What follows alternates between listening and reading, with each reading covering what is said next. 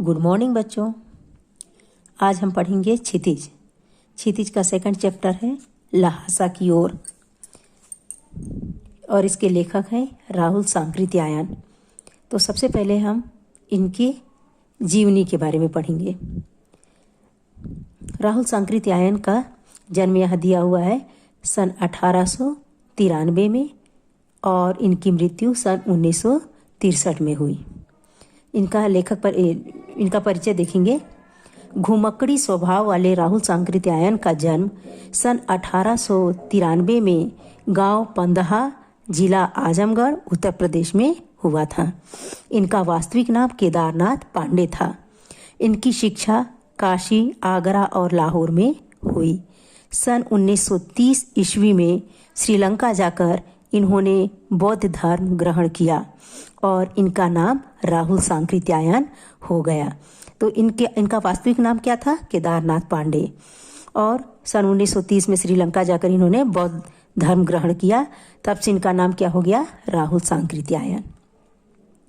इन्हें महापंडित भी कहा जाता था क्योंकि ये पाली, प्राकृत, अपभ्रंश, तिब्बती, चीनी, जापानी, रूसी आदि अनेक भाषाओं के ज्ञाता थे। सन 1963 में इनका देहांत हो गया, अर्थात इनकी मृत्यु हो गई। आगे देखते हैं हम। यात्रा वृत्तांत साहित्य में लेखक जी का स्थान सर्वोपरि है। सर्वोपरि का मतलब क्या होता है? सबसे ऊपर है, सबसे आगे है। इन्होंने घुमक्कड़ी का शास्त्र, घुमक्कड़ शास्त्र रचा। अनेक स्थलों की यात्रा करने से मनोरंजन, ज्ञानवर्धन एवं अज्ञात स्थलों की जानकारी मिलने आदि के साथ साथ संस्कृति तथा भाषा का भी आदान प्रदान हो जाता है। इन्होंने विभिन्न स्थलों के भौगोलिक वर्णन प्रस्तुत करने के अलावा वहाँ के लोगों के रहन सहन की सुंदर झांकी भी प्रस्तुत की है। अब हम पढ़ते हैं इनकी रचनाएं। उनकी मुख्य रचनाएं क्या क्या हैं? मेरी जीवन यात्रा 6 भाग, दर्शन दिग्दर्शन, 22वीं सदी, बोलगा से गंगा, भागो नहीं, दुनिया को बदलो, दिमागी गुलामी, घुमक्कड़ शास्त्र इत्यादि। तो ये थी क्या? इनकी रचनाएं। किनकी? राहुल सांकृत्यायन की। ठीक है। अब हम देखते हैं पाठ परिचय।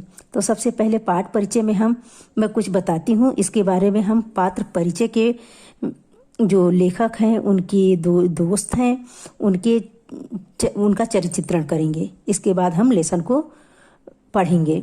तो सबसे पहले पाठ परिचय के बारे में मैं बता देती हूँ। तो ल्हासा की और राहुल सांकृत्यायन जी की प्रथम तिब्बत यात्रा से उद्धृत की गई है। यह यात्रा उन्होंने सन 1929-30 में नेपाल के रास्ते से की थी। उस समय भारतीयों को तिब्बत यात्रा की अनुमति नहीं थी। मतलब उस समय जो भारतीय थे उनको तिब्बत जाने की अनुमति नहीं थी। तो उन्होंने क्या किया? इसलिए उन्होंने यह यात्रा भिखारी के छद्म वेश में की थी। उन्होंने भिखारी बनकर बनावटी वेश बनाकर उन्होंने तिब्बत की यात्रा की थी। किसने? राहुल सांकृत्यायन ने। इस यात्रा वृत्तांत में तिब्बत की राजधानी ल्हासा की ओर जाने वाले दुर्गम रास्तों का वर्णन बहुत ही रोचक शैली में किया गया है।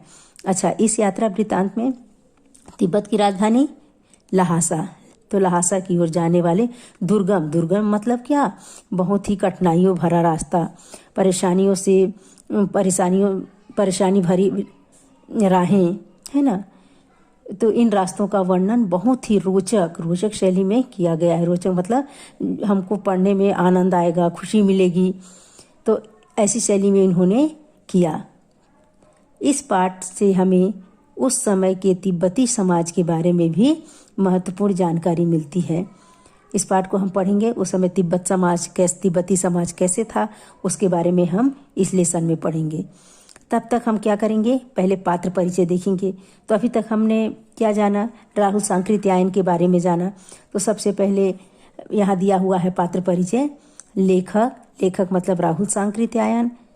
फिर एक दिया है सुमति। सुमति कौन थे? उनके दोस्त थे। नमसे कौन थे? बौद्ध भिक्षु थे, मतलब भद्र पुरुष, अच्छे पुरुष थे। तो इस लेसन में मुख्य भूमिका निभाने वाले 3 पात्र हैं, जिनका पात्र परिचय यहाँ पे दिया हुआ है। तो सबसे पहले पात्र परिचय को क्या करेंगे, हम अपनी कॉपी में नोट करेंगे।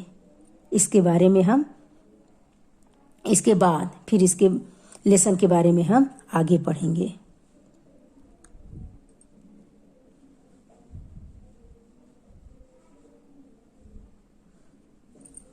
थैंक यू बच्चों।